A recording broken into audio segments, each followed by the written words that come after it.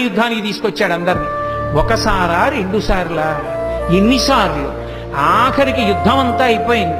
యుద్ధం అంతా అయిపోయిన తర్వాత నదీ తీరానికి తీసుకెళ్లి రథాన్ని నిలబెట్టి, బావా నీకు సంబంధించినటువంటి యుద్ధ పరికరాలన్నీ తీసుకుని రథం దిగి దూరంగా వెళ్ళిపోన్నాడు. అర్జునుడు కిందికి దిగిపోయి అన్నీ తీసుకుని దూరంగా వెళ్ళిపోయి నించున్నాడు. కృష్ణ పరమాత్మ స్వామి హనుమని వెళ్ళిపోమన్నారు పతాకం నుంచి. రథాన్ని ఆవహించి ఉన్నటువంటి సమస్త భూతములను వెళ్ళిపోమన్నారు. వెళ్ళిపోమ్మని కృష్ణ పరమాత్మ రథంలోంచి కిందకి దూకారంటే రథం భగ్గున కాలిపోయింది.